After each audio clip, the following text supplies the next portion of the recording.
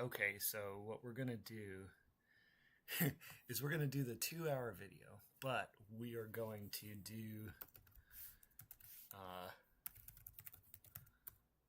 do it in pieces. If it gets boring, we'll stop. But this is a good look. Oh, look. They're already hyping. Asmongold has something to say. Gamers have won. It's over. I don't know what that means.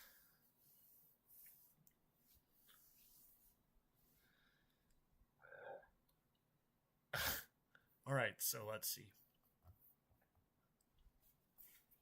Ultima 6 Retrospective. This is the most popular one. Wait a minute, this is not the same one as I was looking at before. Yes, it is. 5 months from Modular probably. The description. I was talking to my friends about headphones. All right, we don't want ads. Hang on. We don't need this.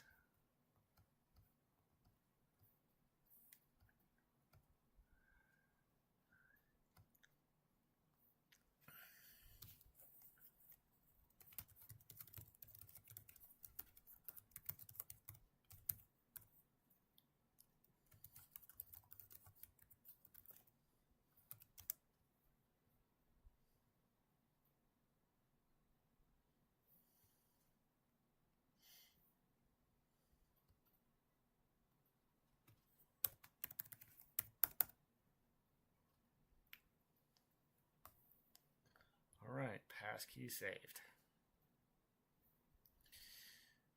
Okay.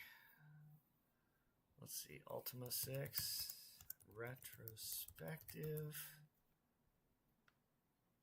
I hate it when my stream starts out on mute and I don't realize it. Well, is it your stream or is it mine? Check. No, mine's coming through. All right. This is a review. This one is 31 minutes. Maybe we should watch the 31-minute one first.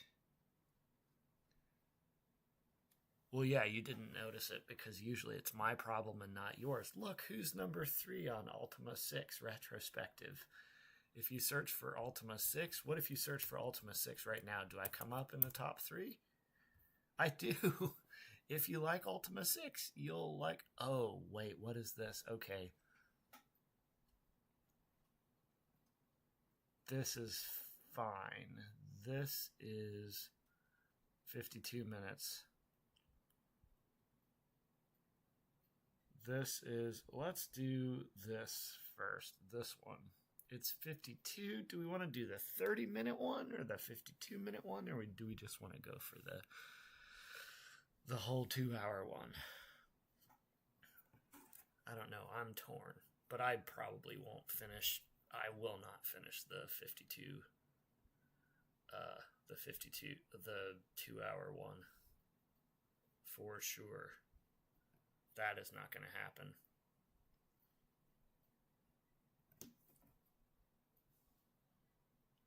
But let's do... Oh, shoot. All right, let's do... This guy has a check mark. He's verified. 387,000 views. And George over here has 12,000. Let's do this one. Okay. RPG that redefined the genre. 12,000 views. Okay, all right, here we go. All right, we're going to do the short one first. All right. Daughter was murdered. Apparently, I've already started watching this. Wait, this is the 112. This isn't it. This is not the one I wanted.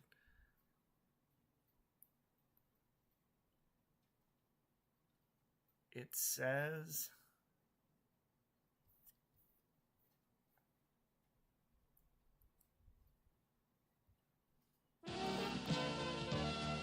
That's 215.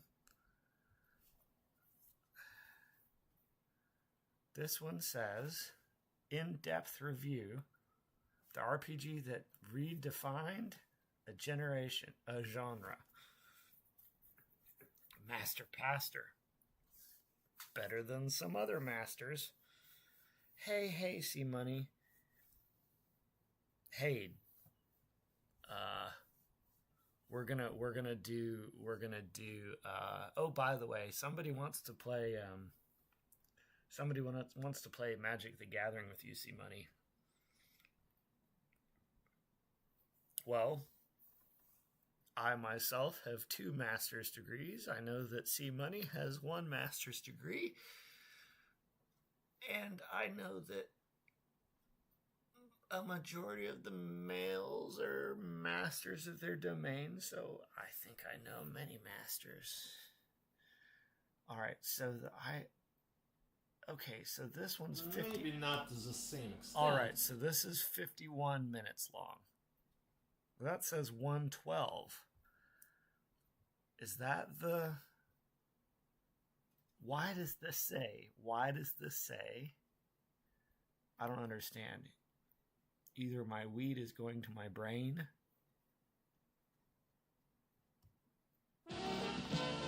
This is 2 hours and 15 minutes. This guy has 175,000 subscribers. 5 months. The False Prophet Retrospective. This one's the shorter one. This is the one that who sends you on an errand? We dragons like, and have we... Okay, this is where we started last time. This is the short one, so we'll continue this one, I guess. A baiter's degree? I do not, although I have caught fish. I mean... Who else? I have 3 master's degrees. You have 1. And most males are masters of their domain. Clearly, you're not a Seinfeld fan. Incidentally, you should watch Seinfeld. It's on Netflix. If you have not seen it. Wow, this is weird.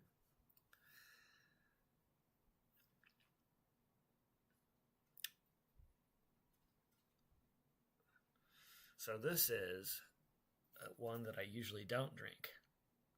I caught fish. When I fish, I love to fish when I have people to fish with. We don't have any lakes in Ohio. Well, I mean, we do, I guess, close to Michigan, but I don't go up that far. So fishing was relegated to vacations. But I do like to fish. Yes, I can fish. As long as I'm sitting down, I can fish. If you have your master's and you're a fisherman, you would be a master baiter, which incidentally matches your identity and your profession. Correct?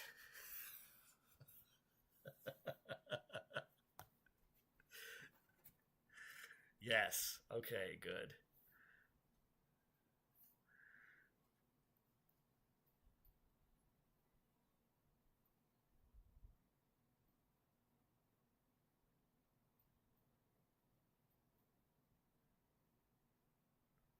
So anyway, let's start this. Oh shit! I need to plug in my phone. Yes, pastors cuss. Pastors cuss. Hang on. Hold on there, Bob Louie. There we go. All right, plugged in. Plug it in. Plug it in. You I mean, like I said, most of the male species is and a good portion of the female species is too. Species is, species are, is are. Anyway, let's crank up this window here. Let's see.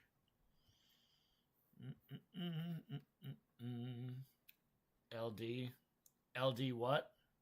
Oh, no. She doesn't have to answer that question. She is not used to you. As I dare say most people are not.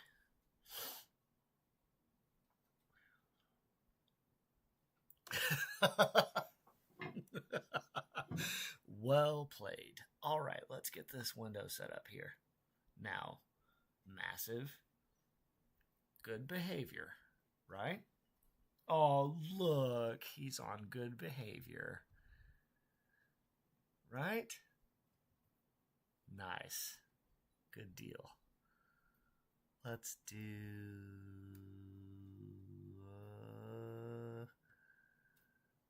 this. Maybe? Is this the way I want to go? Oh, no, that's not the way I want to go. I'll just put this here. Just to be safe. Call it, oh, yeah. See, that? No, see, we can get along. We can get along. All right, so window capture. Automatic clearly doesn't work. And oh my goodness, really? Well, then fuck it. I'll just do the screen capture. This doesn't work all the time. It's like, wait, what's going on here?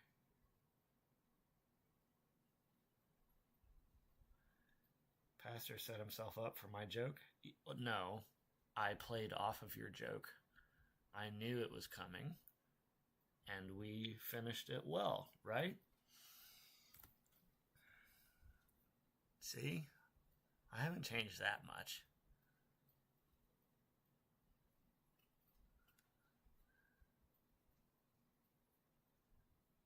Oh, look, and she let you speak her name.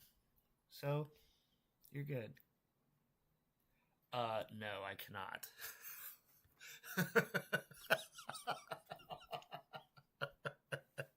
I cannot. Nope. All right, let's see. All right, okay, we're gonna do screen capture, I guess. Motherfucker. All right.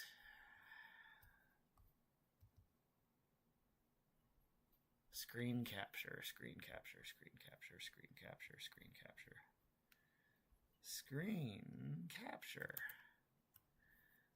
Here we go. Or demands.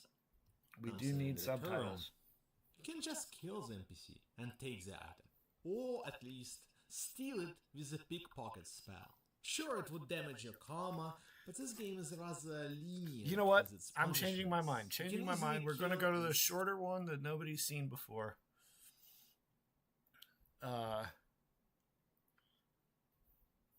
Right? Oh, he has it broken up into...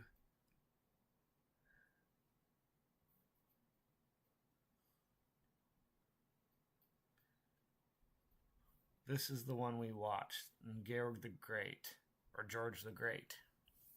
Right? That's the one we watched. So we want to do the Devil We Know one. This is the 215 one? Wait a minute. But this is the one with the 175,000 subscribers. PC wins. 10k likes. This one... Your karma, but this game is rather 12k views. Okay, so let's start this. We've got a lot of people in here, so we will play it from the beginning. So to set the stage, this is, I guess, an Ultima 6 fan look back on Ultima 6.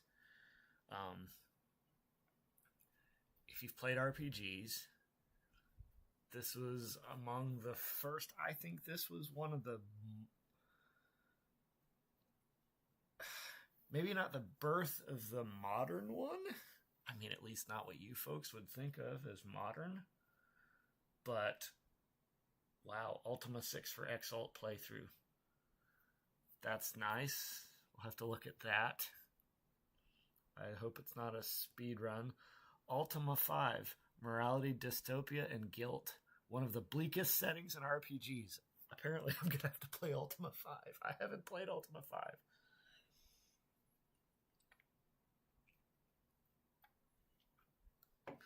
All right, so let's start this. So this guy has an accent. So it says, in this in-depth review / analysis, I will critique a CRPG video game. A CRPG, if you want modern explanations of what a CRPG is, if you look at games like Baldur's Gate, or what's the game I just played today? The one based on Avowed. For crying out loud, the Obsidian game. Too many beers, too much weed. All right, the Obsidian game. Mother. I don't remember the name of the game. Pillars of Eternity. Pillars of Eternity. Modern game. The Pillars of Eternity game. The Baldur's Gate games. The Divinity games. Diablo is a good example of a CRPG, right? Let's do the 31. Let's do the 31. Here's the 31-minute one, right? Yes, okay. This is the one we'll start with. We'll start with the half-an-hour one, because I don't know if we have the energy to go for an hour or two. Negative. Massive. I have not. Also, beyond good behavior, remember, I'm a good person. I give you your laughs, but I also have people in here that may not know you the way I know you. So please, when there's more than 1 or 2 or 3 people in here, be nice. All right, beyond good behavior. All right, here we go. Ultima 6. So 1990. So if you pick up games like the Diablo games, this was one of the first. Probably the first in terms of the look that it has. Or had. Well, Fentavert he did the Ultima 7 retrospective and an Ultima 8. Okay. Classic RPGs? Do you? No, I don't. I think you like peculiar pastors who like classic RPGs. So I'm going to start this, but I'm going to be right back because I need to throw away some cans and also go to the restroom. So I will be right back. Talk amongst yourselves. Please be respectful and nice. And I will be back very, very shortly. So I will be back. Just a minute.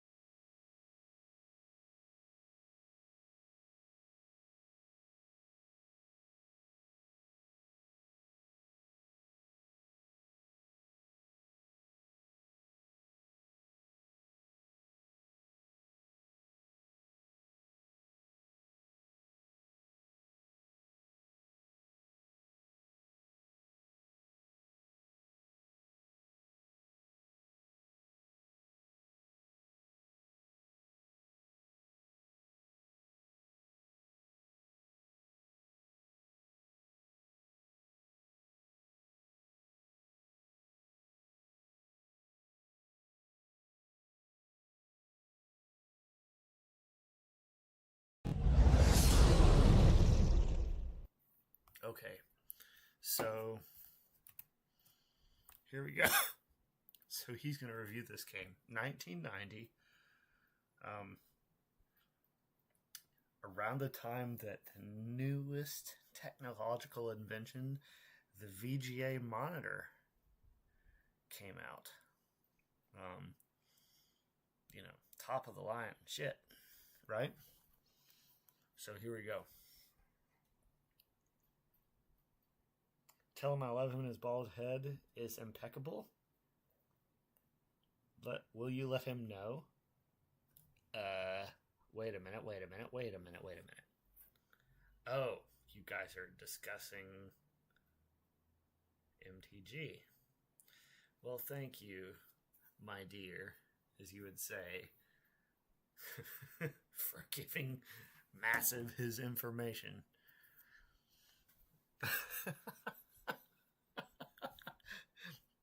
Account created. Such and such a date. First visited such and such a date. Same date. It's the same date, folks. You still here? Is he still here? And we talk bad about him. Now that he's gone, we can say all the shit we want. It's 4:52. So a background for me. Yeah, well, no. I'm talking about Massive. the interesting character. Well, I'm glad that he dropped in. All right, so here we go. So for me, this is C-Money would like this. There came a point where there was this random game developer, brilliant guy, back in the 70s, still a brilliant guy, still making games, was a big Dungeons and Dragons fan, right? Not Magic the Gathering, but Dungeons and Dragons, and he thought, what if I put this into a video game? So he came out with a game called Akalabeth, which I have not played. That was back in the early 80s. He then made a series of games he called Ultima, where the player becomes the character, and you become you are entered into a video game. That's the premise of this series. A random nobody in our Earth is pulled into a world to rescue it. And this, as far as I'm aware, is the first series of games that had a value-based, what do you call it? Not a reward system, a value-based consequence system. So in order to finish the game, you had to be solidly good, right? I don't think you can finish the games if you're bad. You had to be virtuous. And so if you've ever heard the name Avatar, as far as, not the Hindu religion, not Vishnu, but relating to computer games, the word avatar as representing a character or a player character came from this series. And this was my first introduction to computer games. I was May 1990. I was 6 when this came out, and I stayed with my uncle, and he showed me this. I was 6 years old. My dad was there. For some reason, we were all in Pittsburgh. I don't know why we were all in Pittsburgh. Yes, that does mean there's a part of my family that hails from Pittsburgh, which makes for an interesting sports season. Or at least an interesting Cincinnati sports season. But this was my first foray into video games, other than a Nintendo console, which I got when I was 5 after it had come out. This was my first exposure to a computer game. So here we go. Somebody's going to review this game. You know, see, Money, you know about what? Avatar? All that business? You know about the Ultima games? What do you know? I wasn't paying attention. I was lost in my own world trying to recount my childhood.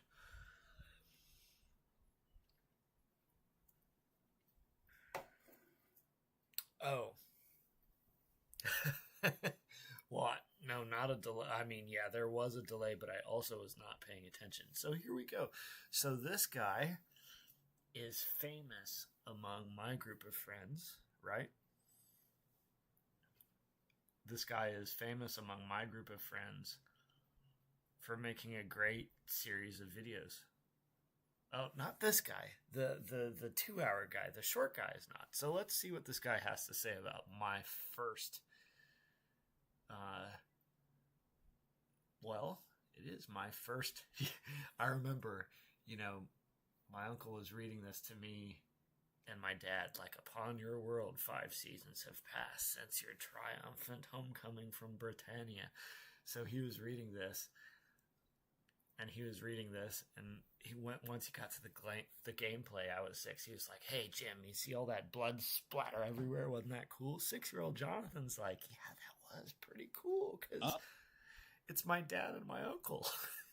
Like, I like these people. They're fun. All right, so here we go. Here's the video. And we'll pause for questions or comments and whatever. So here we go. What do you have to say to us? Who is this? I need to find him. Fentivert. I am going to subscribe to you, Fentivert. He doesn't know me from Adam, but maybe he will if he keeps it up. Right? So here we go. After the events of Ultima 5, you have been living a peaceful life back on Earth. Over a year... Right. So they're picking up right where Ultima 5 left off. So starting with... Oh my goodness. I'm not an Ultima aficionado by any stretch of the imagination, but...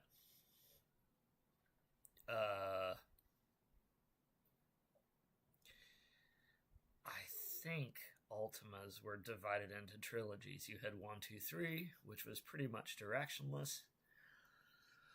4, 5, 6 was one story, and 7, 8, 9 introduced another. The 7, 8, 9, in particular Ultima 7, the one that came after this, is the one very famous one. And at that point, 1992, was when people caught on and said, "Hey, we need to be making more games like this one." So that was cool. So this is before 1992, before the RPGs really started to take off, is what we had here. So an RPG, for those of you who don't know, is a role-playing game where you can become the character. So now, let's see, and I will try... Wait, what? Whoa, oh my god.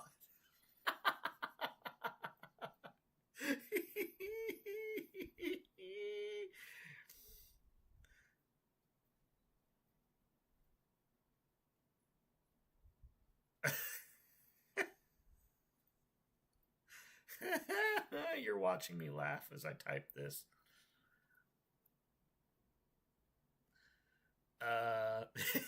So why don't you send your message to if it's appropriate for everybody, you can break it into sections. But if not, you can just send it to me. You know where to reach me. All right, so let's do this. It wasn't to me. I hope it wasn't to massive. Since your life. All right, so we're starting in 6. This is the beginning of 6. So he's been through 5 and 4.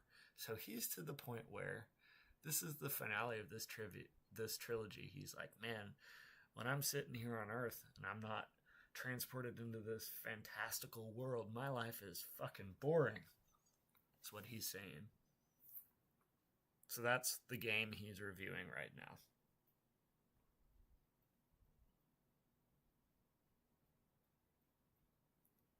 That you're not multitasking? Tell her that Maui tells her to go to sleep. Her kid calls me Maui. I figured out why too. She didn't. I'm proud of myself for that. She couldn't figure it out, but I did. It's because I smile. Maui has a big smile. Because, I mean, I'm not a demigod. I'm not red-skinned. I'm not Samoan. I don't have a full head of hair. I'm not muscular. I'm not fat. What else is there? Right? It wasn't hard for me to figure out. Physically fit? Yeah. Crippled kid, physically fit. Funny. All right, here we go. So he's reviewing this game. So I'm introducing this game because I would like to play this game legit at some point in the future. So this is the setup. Last adventure in Britannia, and despite having many distractions from the mundane existence, you've dreamt of one day returning and meeting all of the friends who remain in Britannia. A sudden storm appears, and in the circle of stones from whence the portal to Britannia rises, a lightning bolt strikes. 1990. So not too bad. The graphics aren't too bad for 1990. Gosh, man. What is that?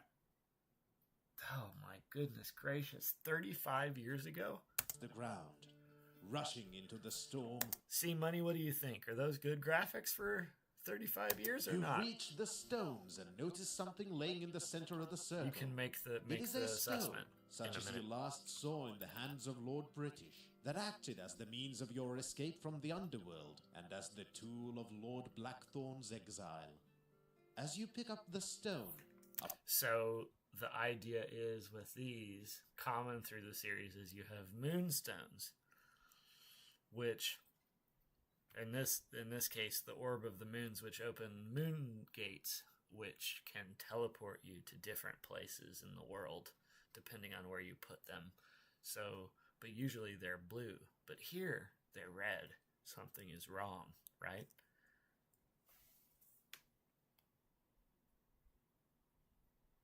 No MTG. Oh.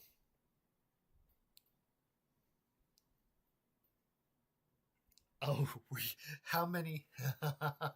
Oh, okay. Oh, so because she's sleeping, you can't play Magic the Gathering tonight. portal rising. Also,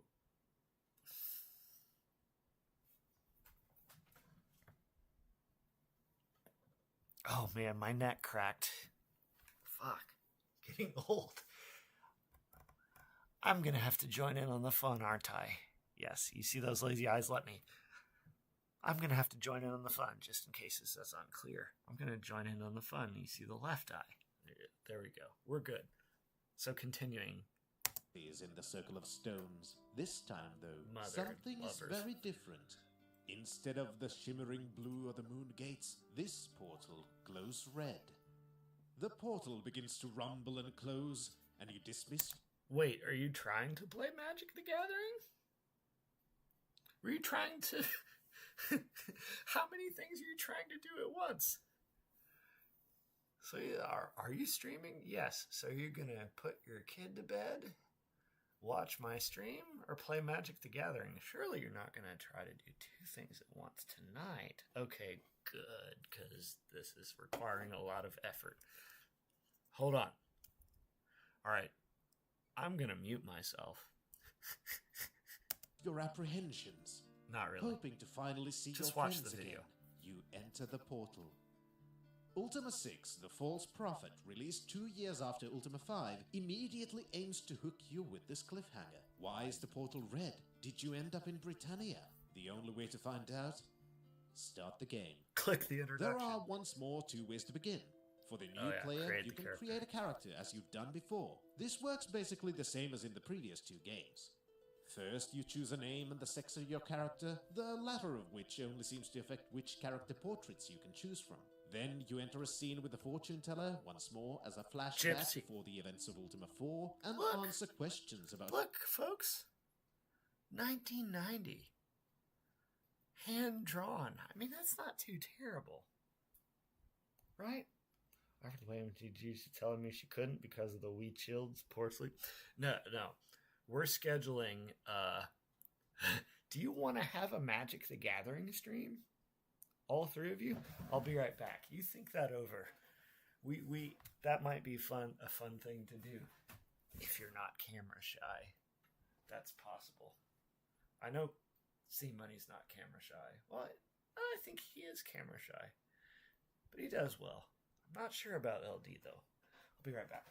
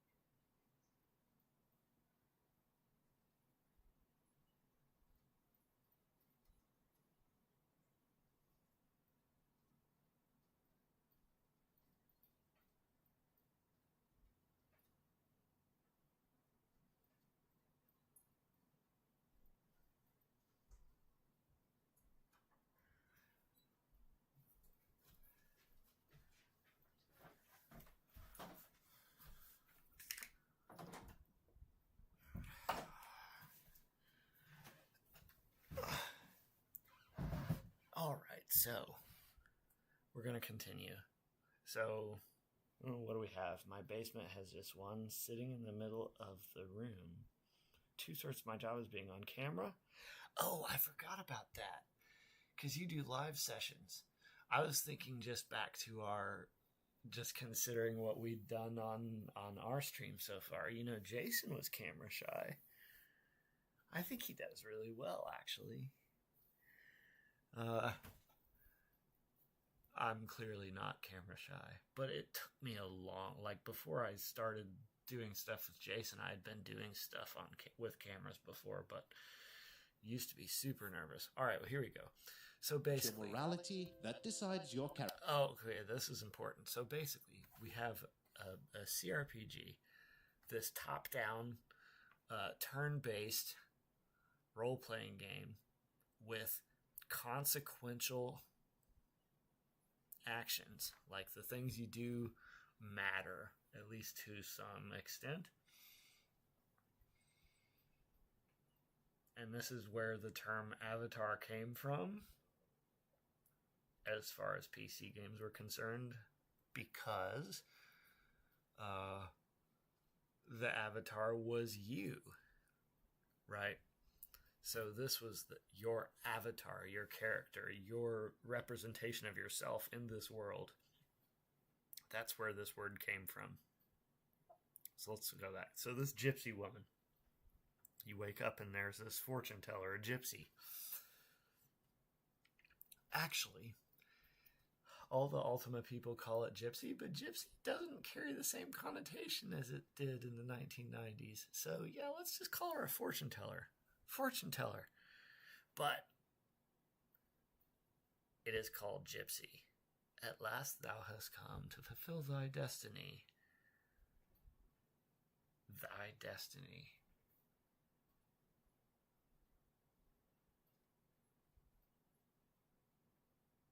Okay, I guess that's right. Sometimes they get the Victorian English wrong in their syntax, but here we go.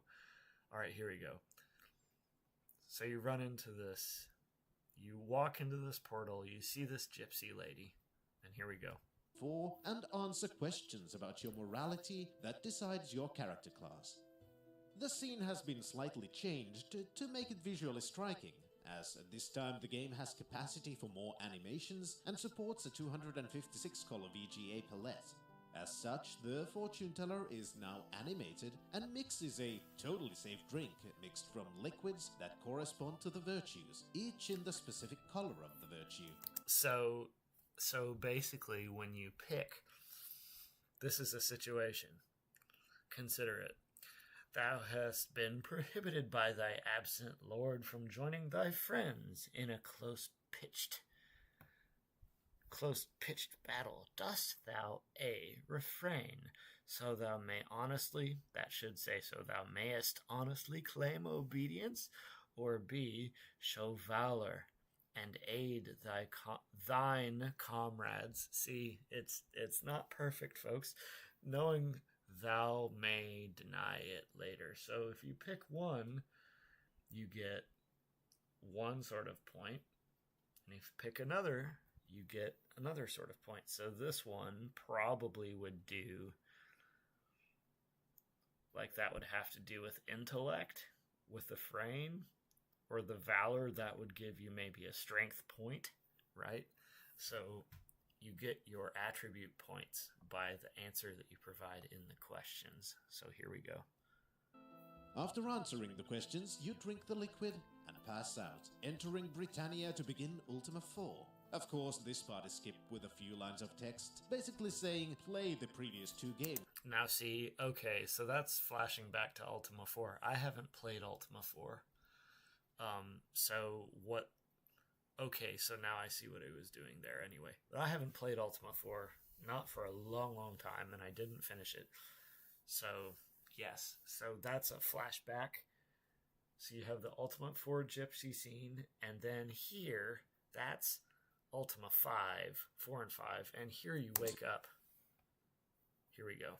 If you want to know what happened between this character creation and this game, I'll let him do the talking now. The second way to create a character is to import your character from Ultima 5.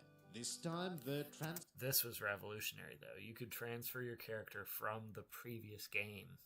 Transfer does not need any external tools to work, even with the GOG versions, but I did notice one interesting thing. If I transferred the entire save folder from Ultima 5 into the DOSBox instance I played Ultima 6 in, the transfer was somehow broken and only let me transfer Maria. But when I used only the saved.gam file, then it worked properly. Right, because that's how it works. Boy, you can make videos, but you don't know how save games work. Alright, wow. Okay, I'm old. Alright. Having created your character, the introduction sequence begins. Unless you already have a character, in which case you'll just end up back in the main menu. This is one of the more tedious parts of the new game engine. If you already have a character, to start a new game, it's not enough to just create a character and start the game. Instead, from the menu before you enter the game, you have to go into the settings, set up the graphics and audio of the game, then erase the character information. If you do not do this, the game still allows you to go through the character creation process, only to tell you after the fact that you already have a character and need to remove old data. This could have been significantly improved by having the "Does character already exist?" check before going through the character creation instead of after. After the character creation, you emerge from the Red Moon Gate and find yourself in a moonlit clearing, facing an altar with strange symbols on it. Feeling uneasy, you attempt to leave, but find yourself surrounded by a horde of demonic beings. These giant winged creatures take a hold of you and tie you to the altar. Another being arrives, seemingly a priest of sorts. So you see, different species, they look really, really evil, right? Yeah. They don't look good. With a ceremonial knife in one hand and a book in... Is the narrator the guy that debated whether or not his accent was real? It might be. Do you recognize that voice? I didn't recognize that voice, but this might be the same person. I think you're right. Oh my goodness gracious God. All right, folks. Yeah, good call. Yes, so his accent is real. This is, not looking at his face. Now that I just listened to his accent. Yeah, I think it is too. Hold on.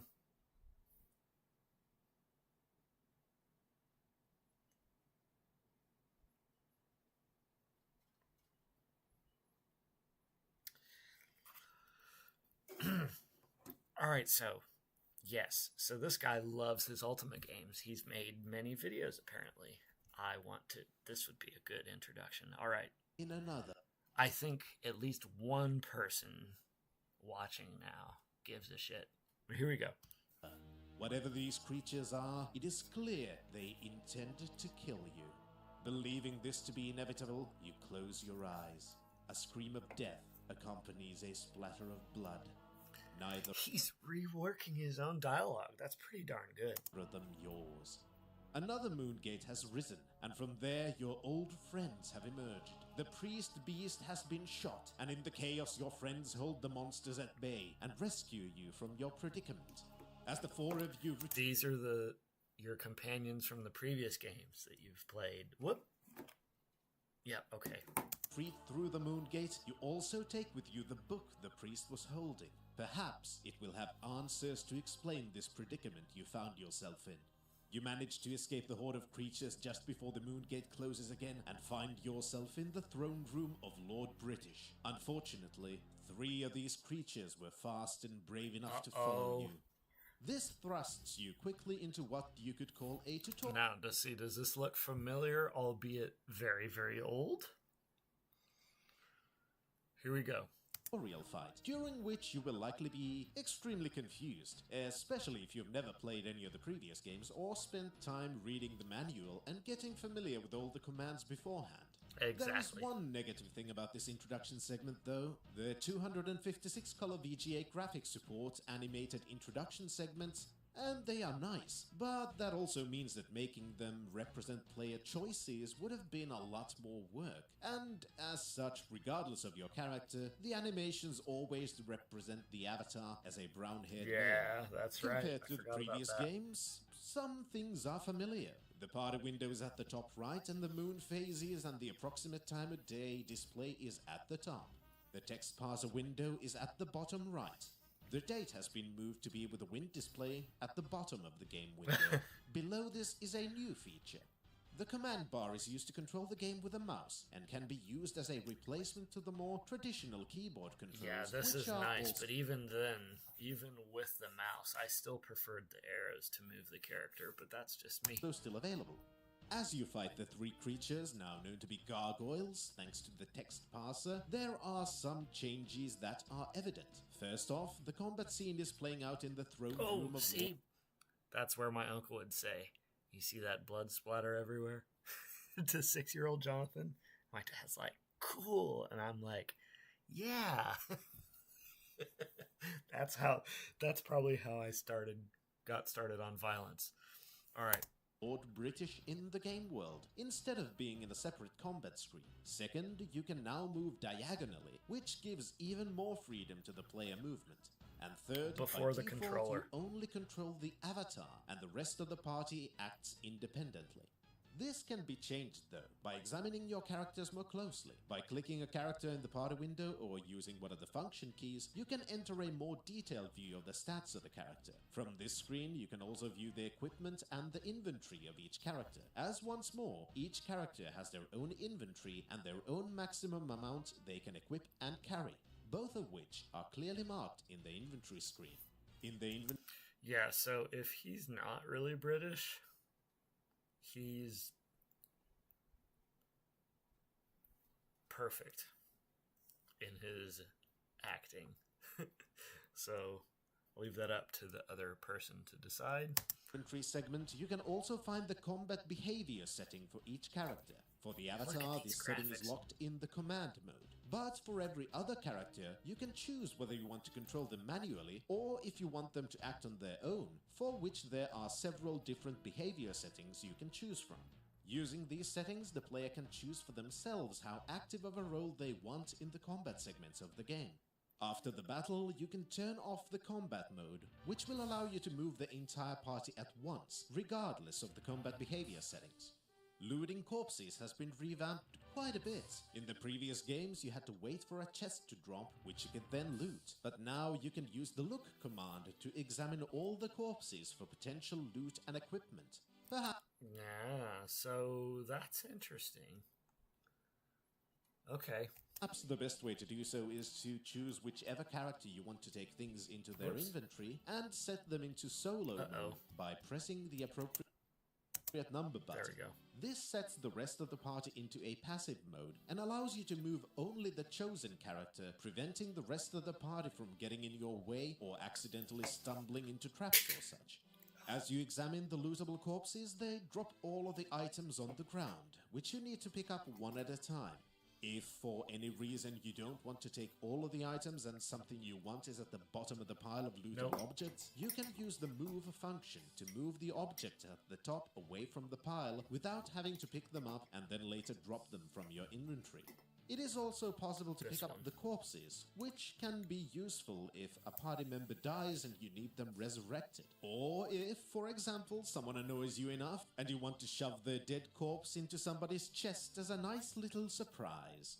The move function can also be used to transfer items between characters, which is a useful feature that helps with managing the carry weights of each character. Yes. After indulging in the basic game... Yes, because you do have a weight limit, as you do in other games. Desires of taking everything that's not bolted to the floor, you can talk to Lord British, who is happy to see you again, and wishes to tell you everything that has happened since you left Britannia after Ultima 5. But only after introducing you to another new feature, the copy... And this is the beginning of copyright protection. A protection system in which Lord British asks you 3 questions, to which you can find the answer from the compendium that came with the game. If you do not do so, he will just be in a talking loop and will not give you the items needed to enter the world of Britannia properly.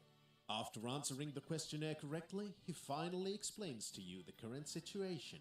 Since your departure, the underworld from whence you rescued Lord British has collapsed. This might sound like a good thing since it was full of dangerous monsters anyway, but that is not the case. Ever since the collapse, gargoyles have been swarming from the dungeons, assaulting the overworld and capturing the shrines of the virtues. The forces of Britannia are barely able to keep these assaults at bay, and your help is needed to resolve this situation, as Lord British's people have been unable to take back the shrines, and you are directed to talk to the captain of the guard, Geoffrey, who led the... So that would make sense. Why would you be summoned here? Well, you'd probably be summoned here when all hope is lost, and thus is born a great fantasy adventure. Here we go. Latest attempt to free the shrines. He directs you to the town of Cove to talk to the soldiers who survived the assault. You can also ask... Oh, I would also like to note that apparently Lord British is wearing some sort of a magical necklace, a ring, boots, and another ring.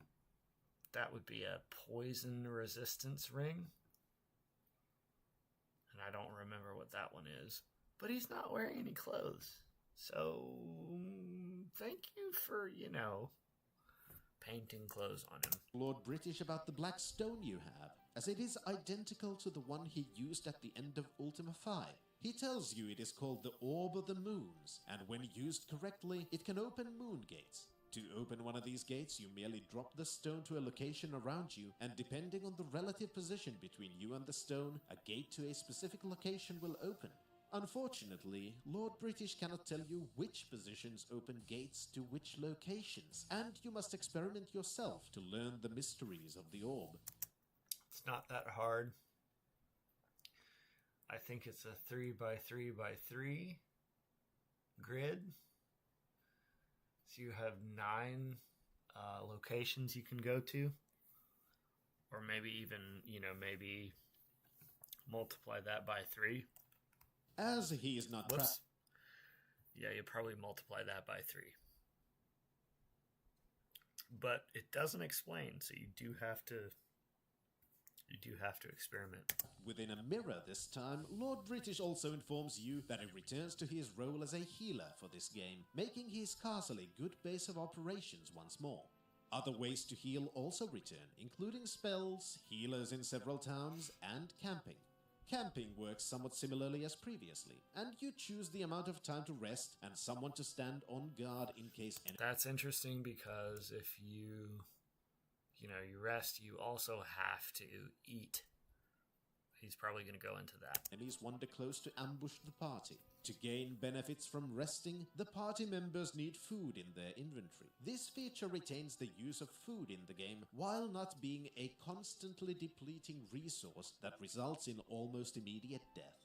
Camping and healers do become somewhat... Okay, so that person was right. So you don't starve in this, so that's nice. Otherwise, if you don't feed yourself, you die. Pointless In the though, previous as when ones. you learn to use the Orb of the Moons properly, you can just teleport to Lord British for free and full healing whenever you so wish. I did figure Next to that Lord out. British is also the Royal Mage Nistel, who informs you that with his magic, he was able to detect the danger you were in, allowing your companions to arrive and rescue you. He also wants to examine the book you took from the gargoyles, and suggests you should go to the Lyceum to find the Mage Maria, who might help you with deciphering the mysterious language in which the book has been written. Here, Maria. another new feature of the game is shown, where the companions you have with you can sometimes participate in the conversations. With this, The Origin games were also the first games to popularize what we call the paper doll. That whole, you saw it with the circles and the sticks, and you had the boots and the rings. That was this company. It birthed many RPGs. I'll be right back again. Be right back again.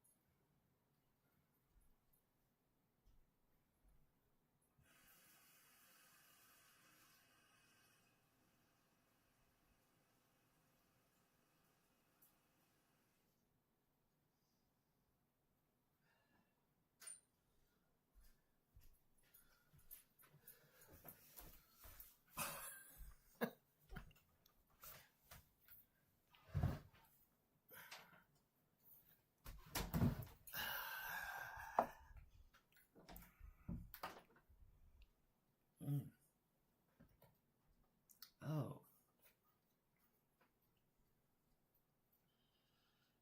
Oh. Okay.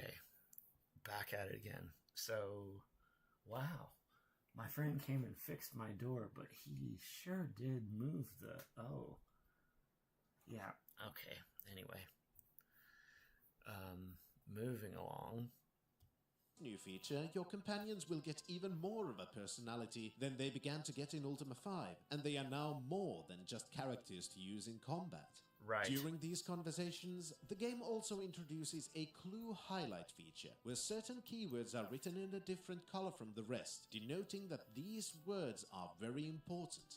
Be wary though, as they are not the only useful words to talk to people about. After discussing the situation with Lord British and Nistel, you're free to explore the castle to steal, borrow everything. Oh, no. No. Lord British tells you that you are entitled to everything in this wing of the castle, so it's not stealing, does not violate the value system of the game, and you will need that key on the table, so do not pay attention to what this person is telling you, just to be clear. Denoting that these words Listen. are very important. Be wary though, as they are not the only useful words to talk to people about. After discussing Here we the go. situation with Lord British and Nistel, you're free to explore the castle to steal, borrow everything. No, well, he says borrow, but he also says you can take anything you want from this area. Before embarking on the quests you received. After from all, the castle, except for the stone statues of the lions. British told you can take anything you want, so why wouldn't you? Exploring the castle is a good way to familiarize yourself with a new game engine and some of its new features. For example, some of the old commands have now been combined. For example, the open command, which is now gone. And so before this mouse interface came out, you would have to type open and then click it. Or open door and then it would open. Or use map and it would use. Now all of a sudden, 2 years later, you can click stuff and have it do the same stuff. Fascinating, wonderful, magical technology. Here we go. And is merged with the use command. Look and search are both under the same look command, and so on. This does make the game far easier to learn, as not every action has its own separate command, and the combined commands still make intuitive sense. You can also find books and scrolls that you can now read. The text of these is shown in the text parser window and also marks the point in the series that makes reading a valuable part of the gameplay experience. Yes, but For also example, short. in Nistel's short room, books. you can ransack his chest, from where you can find a note that directs... It's not ransacking if they say you can take whatever you want, although I think I remember that chest is booby-trapped. You probably want to avoid that. But that wand right there, that right here, that is brutal. Whoops. What happened? I muted it on accident.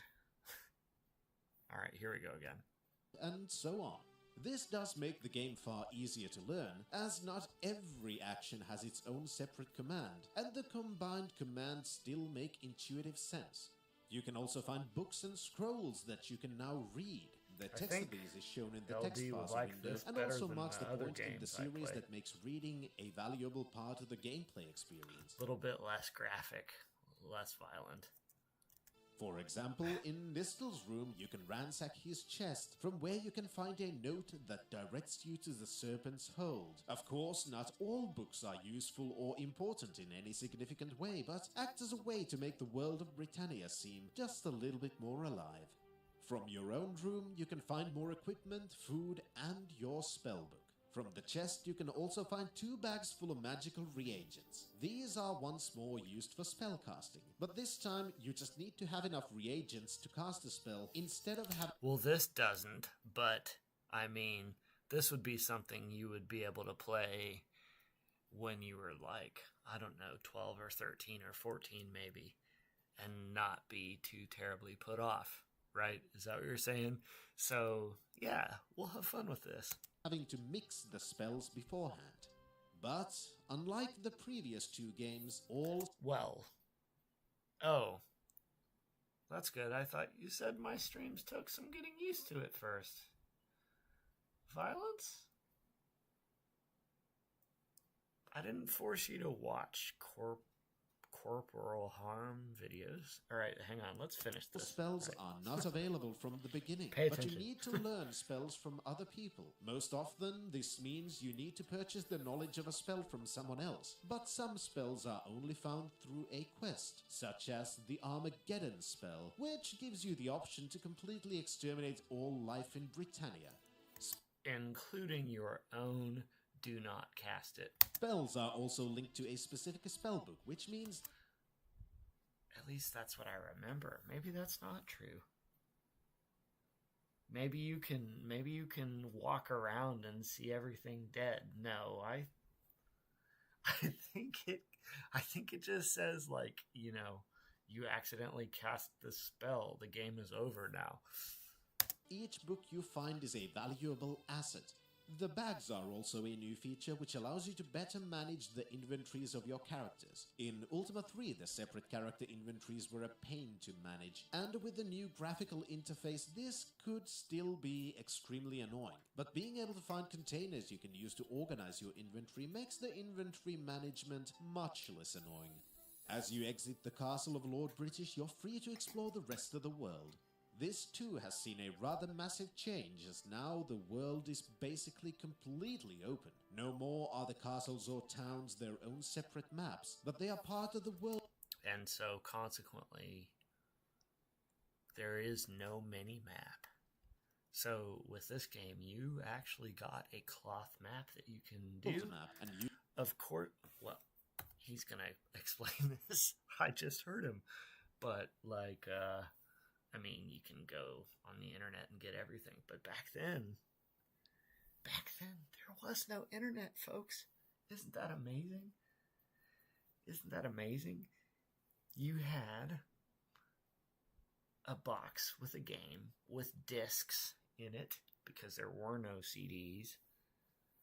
At least, you know, they were starting to come out single speed, but games are usually mostly on 3.5-inch hard floppy disks.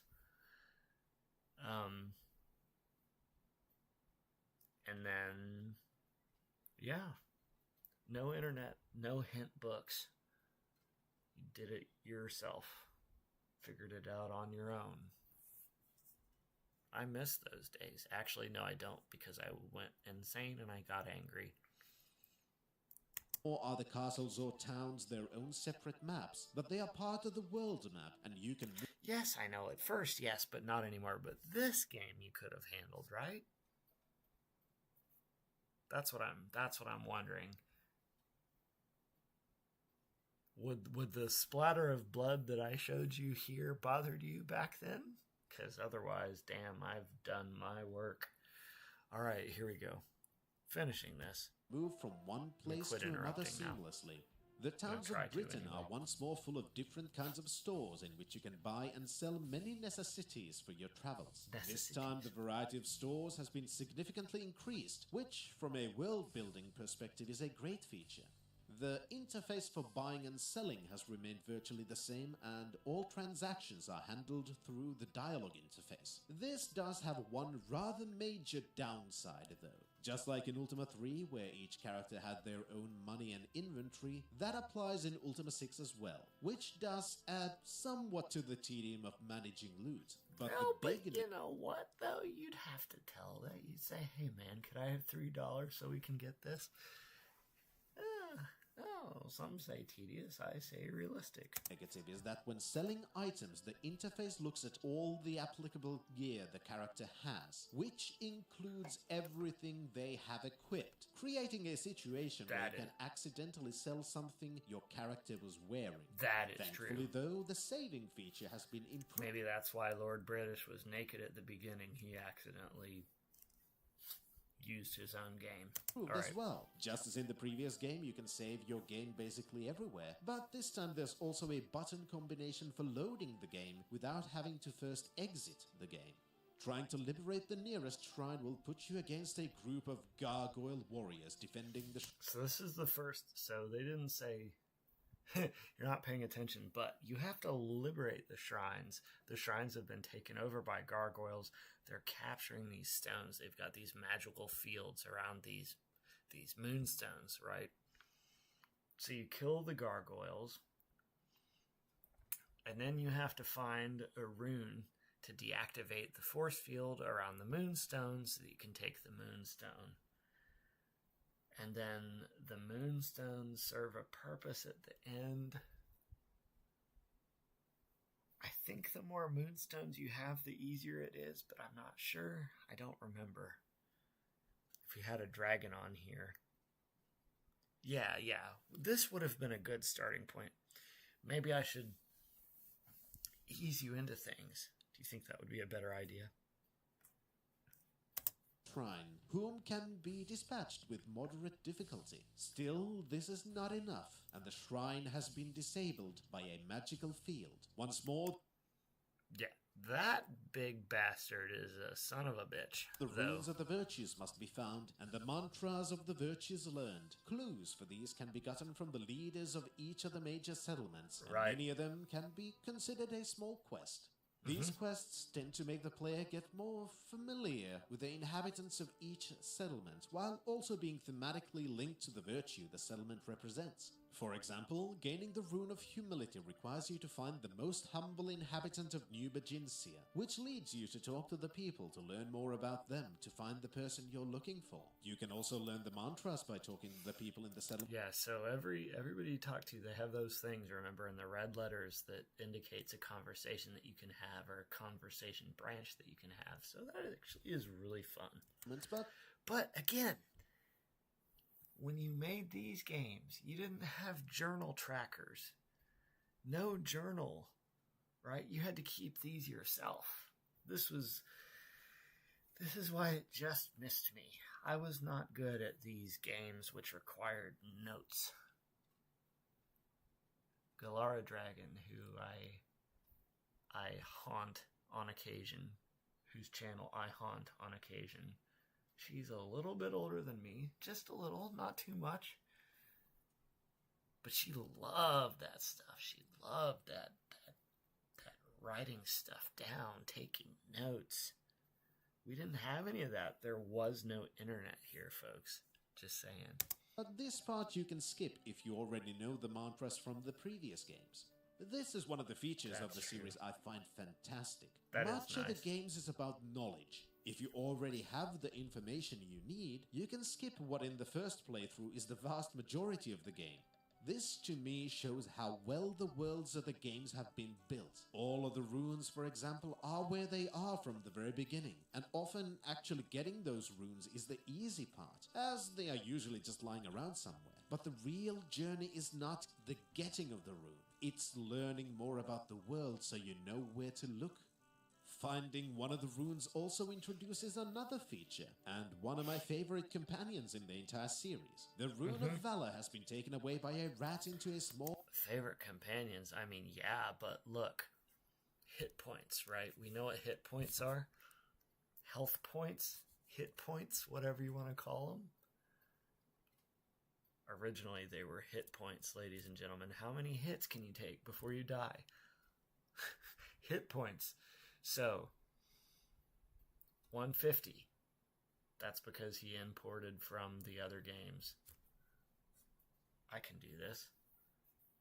150 because he imported. He built his character from Ultima 5, so he gets those extra points. 90, 90, 90, 30. There's a companion.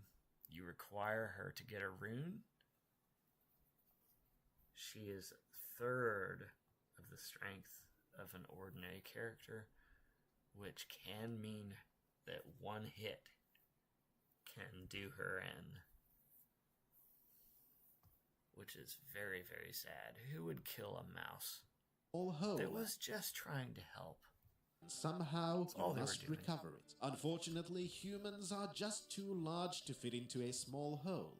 Thankfully, though, in the castle of Lord British, there is a helpful talking mouse called Sherry, who can be used in solo mode to enter places where your human companions cannot go, as she fits into mouse holes and through the bars of gates, allowing for creative approaches to some problems you may face in your travels.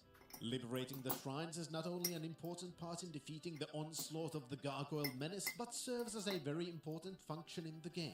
Just as in Ultima 5, character attributes are linked to the virtues, and increasing those attributes is done by meditating at a shrine when a character has accumulated enough experience to level up. This also allows the player to strategize how to improve the available party members. Sure, a spellcaster would definitely benefit from intelligence, but perhaps strength would be more useful to carry more equipment, or dexterity to be able to use non-spell ranged weapons more effectively. Yeah, so what he's saying is, instead of all of your attributes leveling automatically as you gain a level, you chose to meditate at a shrine that would give you a certain attribute point after you leveled.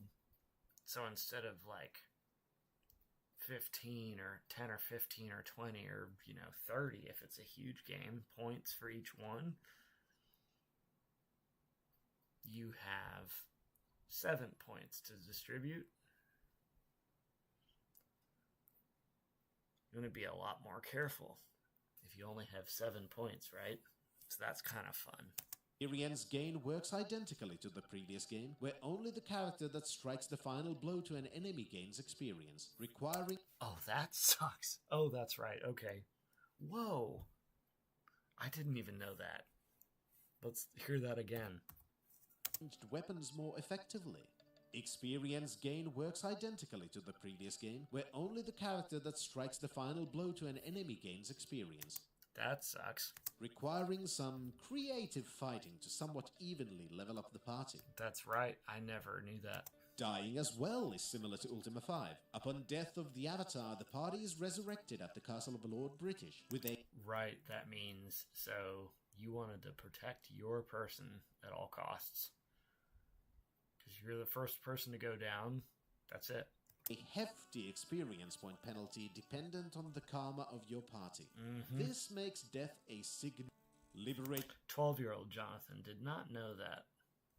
A shrine also lets you take the stones used to magically seal the shrines. These are moonstones, which are the focus of the moon gates. Each moonstone correlates to a phase of the moon during which the gate linked to the stone opens. This also explains why the moon gates are not where they used to be, because the stones required for their operation were taken by the gargoyles, so they can use their magic themselves in locations they'd like to revisit.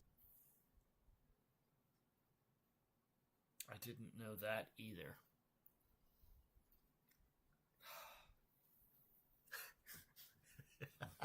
They had fast travel points? Oh my god.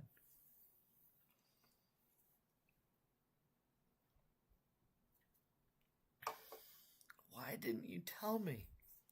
Without having to travel across the world by more traditional the gargoyles, so they can use their magic for their own purposes. This does allow the player to create their own fast travel points by burying the stones themselves in locations they'd like to revisit later, without having to travel across the world by... Moongate! Fast travel point.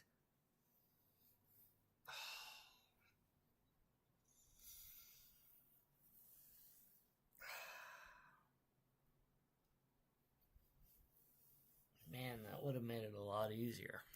More traditional means. Beware though, since moonstones can only be recovered when neither of the moons is visible in the sky.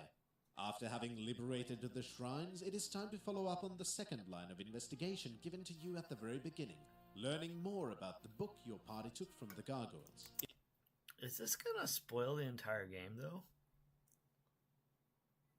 I hope this doesn't give it away the entire plot.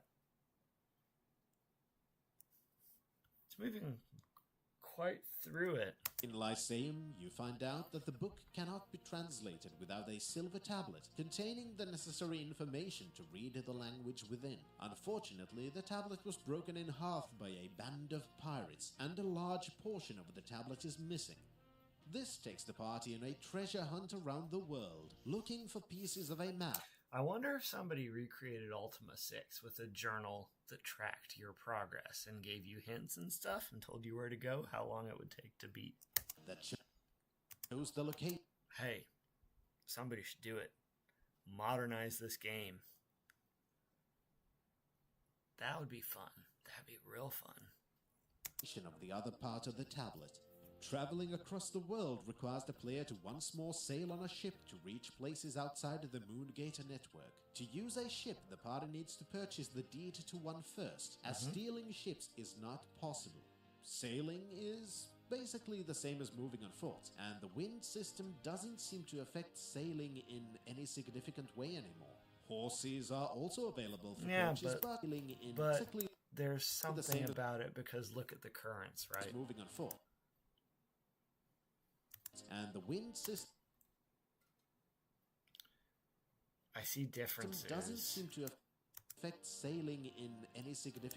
Maybe not on modern processors, but I think in the older ones, I think that it caused you to lose a space. You couldn't move quite as fast as if you were going against the current.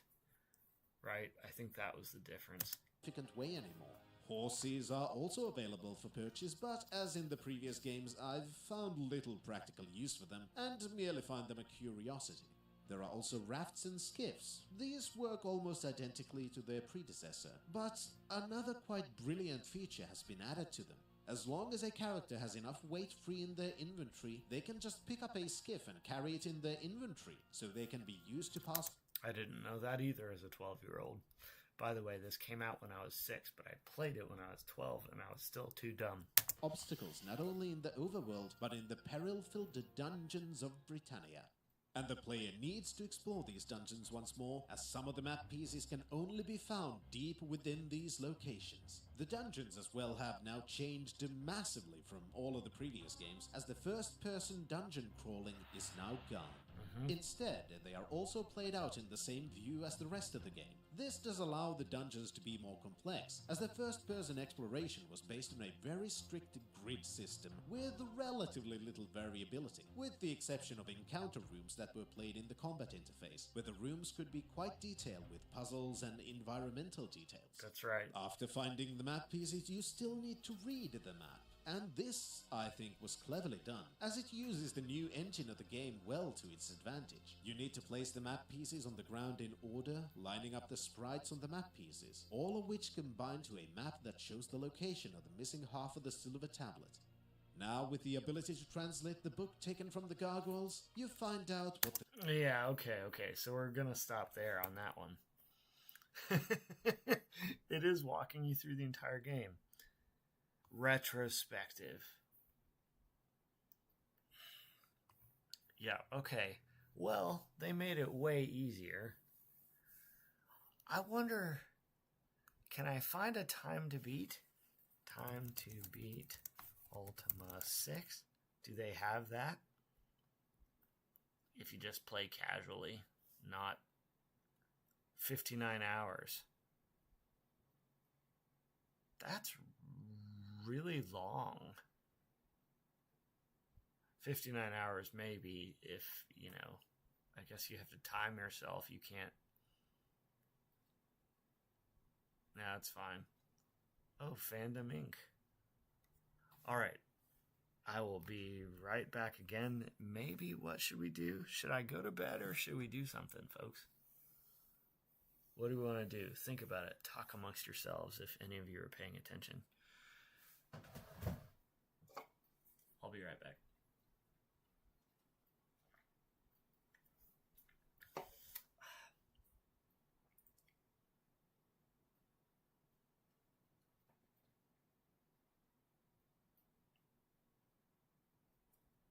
I do not like this beer anymore. I'll be right back.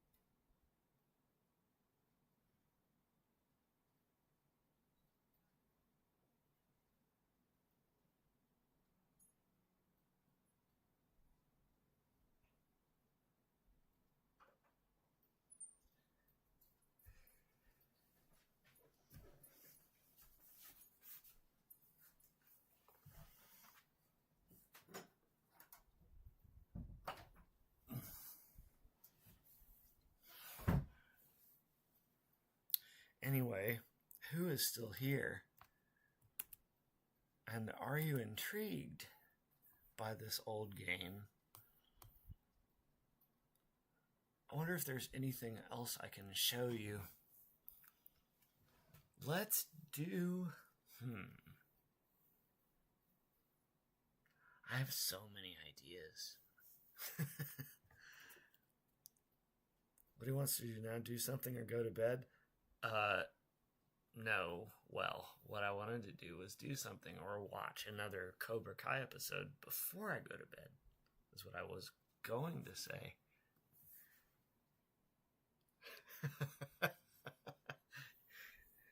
See, Money was not enthused by this video of mine. Well, we're going to get a retrospective of my gaming life. That's what we're going to do. LT. Oh my god, I hate calling you that so much.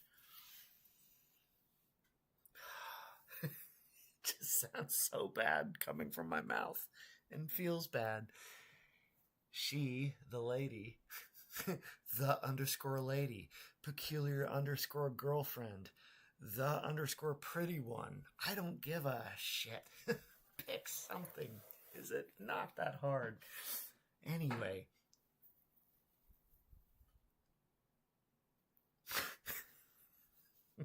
Oh my gosh. I don't think it's that hard to think of these names. Peculiar underscore pastor, because it was alliterative. You could use my name. Not you. No, I'm not caring about what. No, I don't. No, you have to call your viewers and those who participate in your channel by their name so that people understand. LD sounds. Nope. That's not gonna fly. That was a quick fix, not a long-term solution. We need a long-term solution. Maybe not a long-term solution, but we need a solution. We need a short-term solution. Oh my goodness gracious. I just remembered I got up at 8 this morning, so I've been up since 8, 9, 10, 11, 12. That's a regular 16-hour day. And I've had beers and I've had weed, so yeah, I'm slap happy. Hope you don't care. Might not publish this video, however.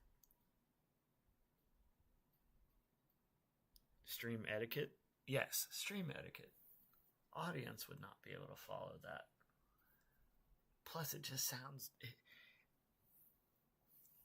LD does not roll off the tongue. You close the syllable. LD twice.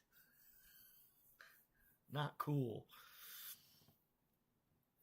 And a bunch of numbers that most people don't know.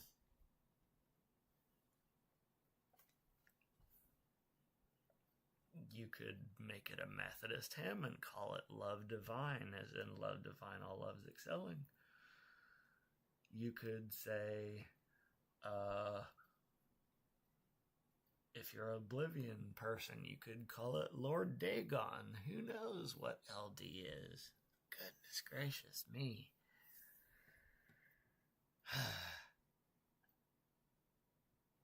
But it doesn't show up yet. Oh my God, that's perfect.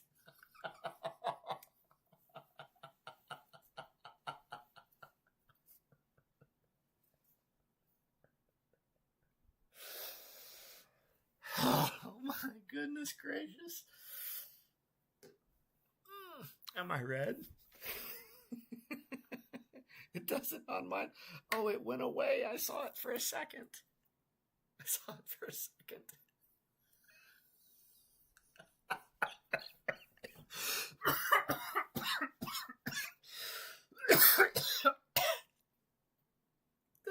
No, that was what I was hoping you would fucking pick.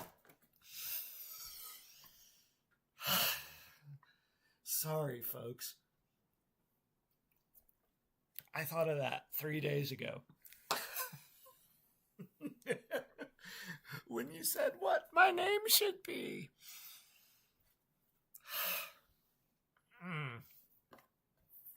Sorry, folks. Inside joke or whatever. Joke? Something like that? What am I doing now? I think I might want to go to bed right about now. So, what are we gonna do now? So we see this is on the table. I have a whole set of friends. In fact, if you want, do you have? Let's see. Let me see if she's here. She might be streaming now. We can raid her.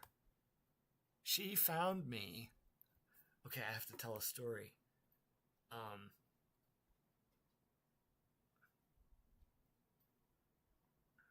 So you'll have to catch the archive.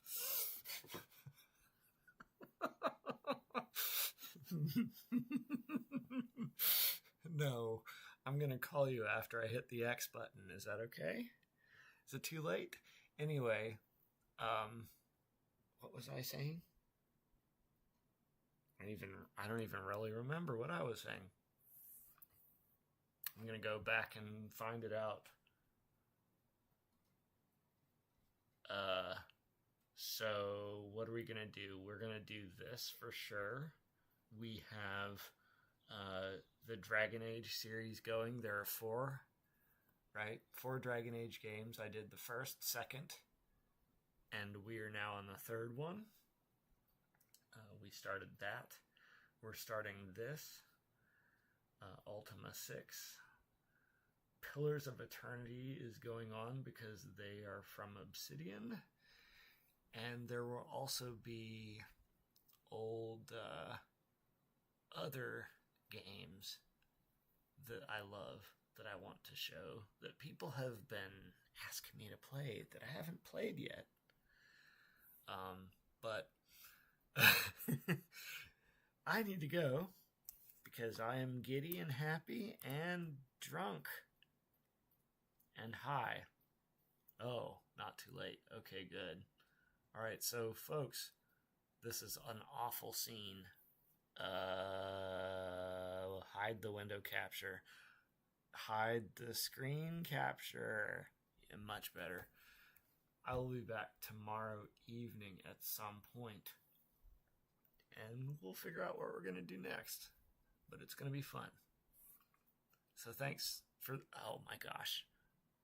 My stupid thumb. Thanks for those of you who came to hang out tonight. Appreciate you all. I'll see you tomorrow or some other day. Peace.